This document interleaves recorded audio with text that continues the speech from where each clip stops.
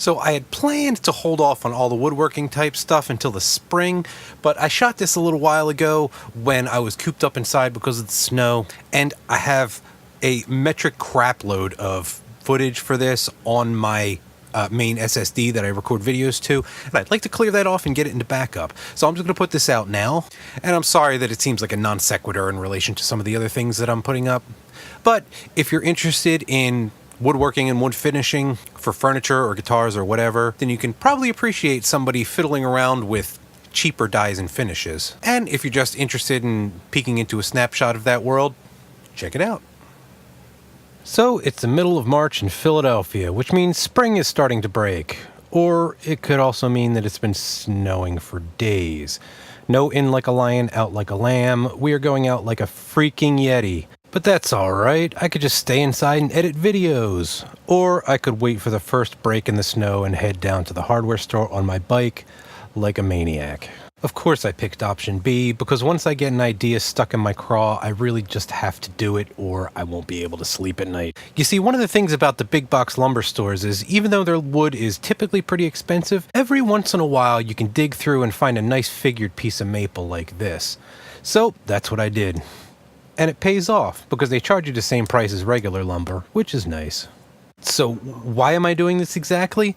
Well, in the spirit of DIY, I was reading about people on Etsy or something like that using leather dye on wood, and I figured I would take a couple of commonly available types of stains and dyes and compare them to an actual stain and see what kind of results we get. If you've ever played around with figured wood, you know one of the challenges is getting the grain to pop. There was a good chance this would fail epically and waste a piece of nice maple, but I figured if I can do this with, you know, shoe polish or clothing dye that costs a couple bucks a package as opposed to like $25 an ounce luthier dyes, well, you could do the math and see why it's worthwhile to find out.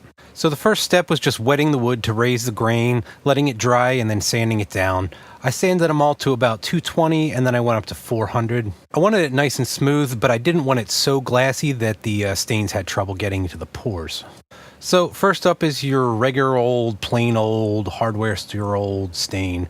Here I'm doing a final rub down with some 400 grit sandpaper, and then just wipe that off with a clean dry cloth to make sure there's no, sawdust on the surface or anything like that. I just grabbed the darkest penetrating stain that I could find from the hardware down the street. It's regular old Minwax ebony. Now, these are all pretty safe, but just as a side safety note, some of these have oils and solvents in there that you can develop a sensitivity to and then have a histamine reaction, so always wear gloves, because better safe than sorry. I'm just going to apply it with a paper towel folded up into a nice tight pad like this. And I'll show you the entire process and fast forward here just on this first stain. You can imagine it's pretty similar for the others. I'll just give you a snapshot of those processes so we're not wasting 20 minutes just, watching me put stain onto wood. Ideally, you want to let this dry in ventilation, as you can see right there. I just let this one dry on my desk so that I could give you a fast forward shot so you can see it sinking into the wood. I just thought it would be cool to look at. So you want to get a decent amount on there.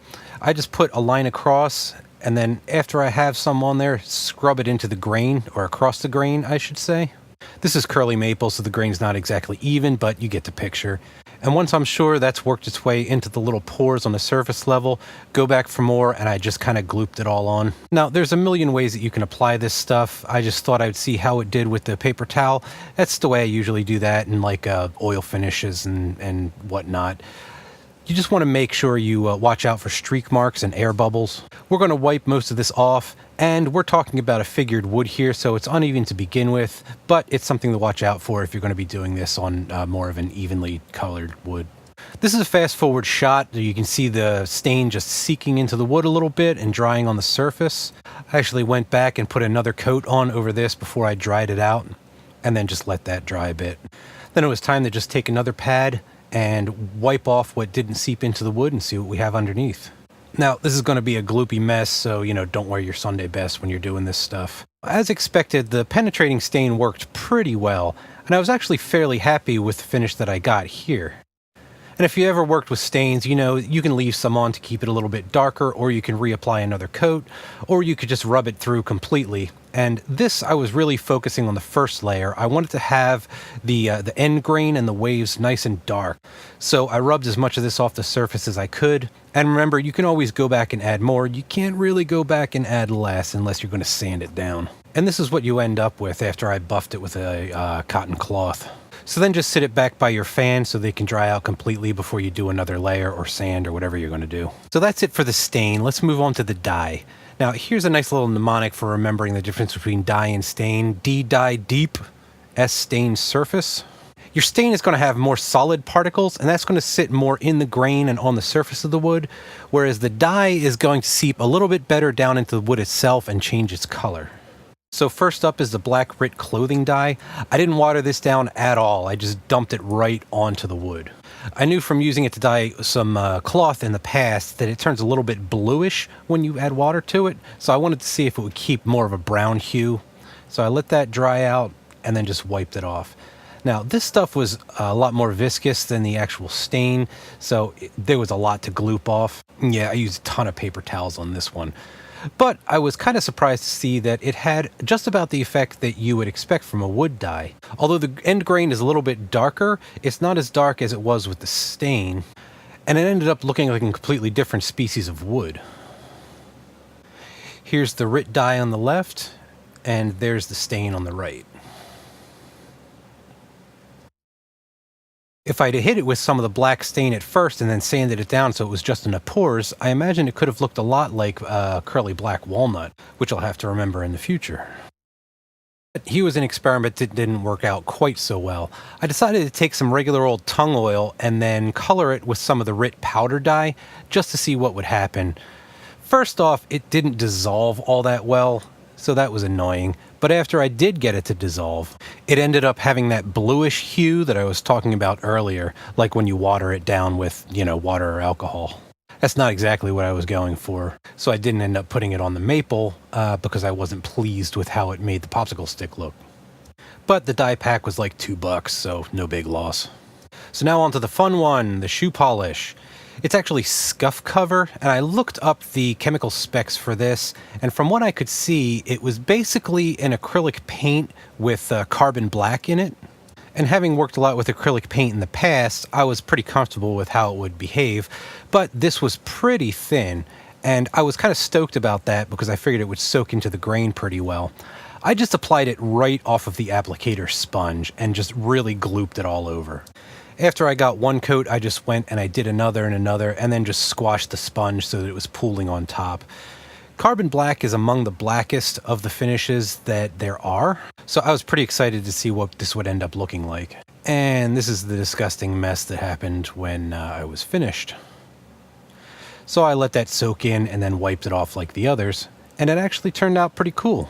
Now after you get your first pass down, before you do any sanding or anything like that, you're faced with a choice. Now, you can leave it like it is, or continually sand it down and do thinner coats, maybe with different colors of dye to bring out the figure even more. You see, the eye-catching thing about figured wood isn't necessarily the color and the grain, but it's the chatoyancy, or the chatoyance. And that's just a fancy word for that effect when you're looking down, like it looks like a three-dimensional looking down into the wood. It's a very cool effect. And if you do multiple layers of multiple colors, you can end up with something nice and deep and ripply like this Paul Reed Smith. Or if you dye the wood fairly uniformly and put a matte finish on it, you can end up with something like this, which doesn't look as deep, but it does look pretty cool regardless. I decided to do the sand down and multiple passes thing, because if I'm bothering to make a video of these little experiments that I'm doing, I might as well do it up big. Now when you sand your first pass down, it's going to look like this, like utter crap. So don't panic, that's how it's supposed to do. Then you do a second pass and it looks a little bit darker, like this. And then sand that down again and do a third pass and it ends up even darker like this. At that point, you have enough of a thickness built up that you can put in a little elbow grease and even out the finish a little bit, and it comes out looking pretty nice. So let's take a look at the second coat. This is after the standard stain has dried, and I'm just going back over it with fine sandpaper and sanding it down. Make sure that's nice and smooth, and then wipe it down so that you're not trapping any sawdust in there. I'm not going to show you people how to sand. I won't insult your intelligence. I just wanted to show the newbies out there that they shouldn't be afraid to scrub their wood down. This is what it's going to look like after your first coat's rubbed down. Then we add a second, and we do the same thing. You can see how much darker it gets. Do the same thing again, and add a third, and now we have a nice, rich, dark, three-dimensional finish. And you can finish that up with whatever you want. Oil, lacquer, poly, whatever. So to compare something like the clothing dye to the actual stain, you can see right here that we need to put a little bit more work into the dye to get a three-dimensional effect, because it kind of wants to turn everything the same color. It also looks in spots like it could have used some wood filler. If I decide to do this in the future, I'll either use a black wood filler or go ahead and stain it first and then make sure it's nice and dry and then use the dye on top. Whereas the stain works its way into the grain really nicely, and it has a nice shimmering 3D kind of effect. But we need multiple applications or a tinted top coat if we're going to get that brown out of there to make it black or gray. And then here is maybe surprisingly the shoe polish, which I think is probably my favorite of the three, even more than the commercial stain. The blacks are super black, and you can get a whole lot of contrast between that and the wood. It's kind of like the opposite of the dye. It's definitely not even, but I think it looks pretty cool. Now, I thought about ending the video right here because I kind of did what I set out to do, but if you've ever worked with wood, you know you just want to see it with a finish on it. So I did some finish testing, and I figured I'd tack them onto the end of the video for you guys. Now, there's a whole bunch of choices when it comes down to wood finishes, and what I had on hand were a couple different types of rub-on poly and a couple different types of modified oil. So this is what was in my closet. The Czar Fast Dry Polyurethane, which seems to dry both faster and harder than Minwax pure polys for some reason. Minwax Modified Tongue Oil Finish, and then Wood Sheen Rubbing Oil and Stain, which is like a antique-y kind of blonde tint to the stain. You actually can't get this anymore. It's an oil type now that doesn't work as well. I've had this bottle for literally 15 or 16 years. I finished like 3 guitars in it and a bunch of countertops and a cabinet. So what I did was wet sand all these down to a real high grade and then use quad zero steel wool on them. And I did half of each of the experiments in poly and half in oil. And after I had 2 coats of each on it, I did a little bit of a wax polish on top. It's not super glossy polish, it's just this stuff, which is mineral oil and beeswax. Beeswax doesn't get super hard, but it gives it a little bit of a sheen. So here's the unpainted wood. On the left, you can see just the natural wood buffed out, and on the right, you can see it with 2 coats of tongue oil finish. And on each of these, we have the oil finish on the left and the poly finish on the right, so you can see the difference. Same with the RIT stain, or dye, I should say, and the shoe polish. Here's a shot so you can see the tongue oiled natural wood versus the poly and tongue oil shoe polish. And then just for kicks and giggles on the RIT dye, I put a matte finish or a flat finish on part of it there just so you can see the difference. And I always recommend, even if you plan on doing a flat finish, use a gloss finish, and you could always put a coat of flat on top of it. Going back the other way doesn't really happen so easily. So there's your free 50-cent tip for the day. But anyway, here's some close-ups of the wood versus the poly. This is the stain. This is the RIT dye. And then this is the shoe polish. And another angle so you can bask in the fabulousness.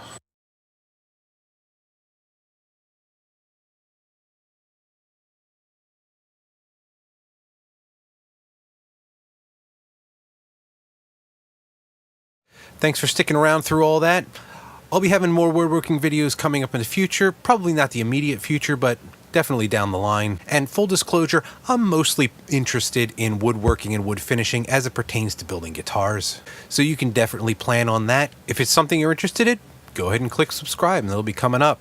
Let me know in the comments if you've tried other wacky things on wood that worked out. I'm actually legitimately interested in what people would have to say. And I think this is an area that's pretty important because for some reason, woodworking is one of those things. I think mostly it's because it's like retired guys that have a bit of cash. the prices of everything are just through the roof. So anytime I find a cheapy shortcut for something, I'm delighted. Like I said, those luthier dyes and the water-based stains and those types of things, you know, they're like $25 for an ounce or two, $30 for an ounce or two. It gets absolutely ridiculous. I would much rather find something that works just as well for $5 and then take that other $35 and put it into a nicer piece of wood. So anyway, let me know in the comments. Thanks a lot for watching, and we'll catch you later.